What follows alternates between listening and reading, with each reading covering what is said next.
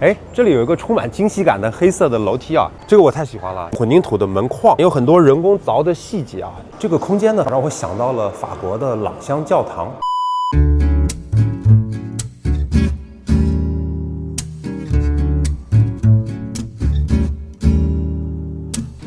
Hello， 大家好，我是魏洪涛，让我来说你能听得懂的设计。在衡山路、东平路的交叉口呢，有一个充满惊喜的南法风格的花园。原来呢，它叫芝和卡芬花园。今天呢，我带大家来感受一下，除了花园以外，还有哪些设计上的亮点和魅力。你可以看到它有比例很好的这种灌木，然后呢，还有南法风格的薰衣草。这里怎么有个鸟窝啊？哦，原来是藏灯的一个藤编装置的鸟窝，所以很自然，跟这个树呢融合得很好。这边的灌木呢种类搭配的很丰富，但是它的高度啊经过精心设计，大概1.2米左右，所以它完全不遮挡人的视线。在花园的一侧啊是一个街角的咖啡店，但是这个咖啡店呢最大的特点不是室内，而是它的户外的一些外摆，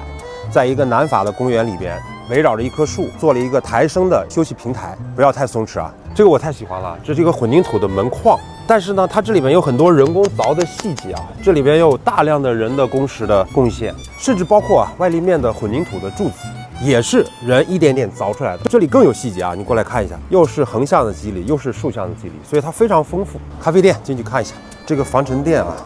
应该是嵌到地里边去的，而不是后加的。后加的话，它是可以移动的。这个空间呢很高大，有圆形的天窗啊，让我想到了法国的朗香教堂，有一种庄重、很神圣的感觉。整个花园的占地面积呢是2000平米，这里边呢总共有4栋建筑啊，其中有2栋是力保建筑，另外2栋呢是1990年的新建建筑。这栋呢就是一个力保建筑啊，这个建筑呢建于1920年，之前呢是一个消防站，那后来呢交给上海音乐学院的院长来使用。这个外立面呢有非常漂亮的红砖啊，它有安妮女王时期风格的影响。另外的话，你可以看到之前说的埃奥尼的柱式啊，很漂亮，很优雅的头发卷。传统的商业呢，大家喜欢把入口呢放在大街的一侧，这里呢它有4个橱窗展示，我们可以看到一种很好的向往感，但是你是进不去的。它巧妙的把入口啊放到了花园的内侧，我们看一下。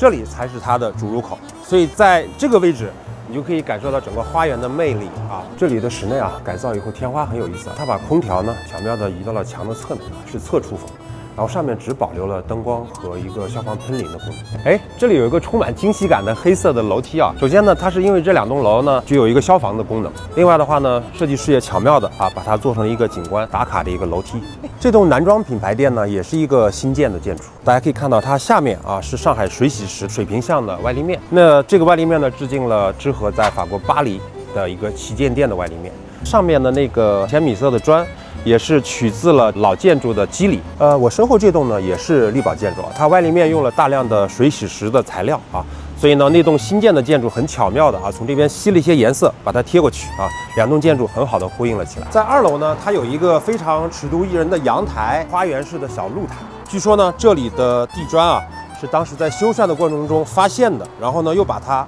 铺到了这里。啊，是一种对原有建筑材料的尊重。在这个南法的公园里面待着太舒服了。现在有概念呢，叫20分钟的公园效应，就是一个人在公园里边待20分钟半小时，会让人整个的心情放松下来。可以开心的看到上海有越来越多的街角公园、口袋公园、城市的开放空间啊，让上海变得更有魅力和亲和力。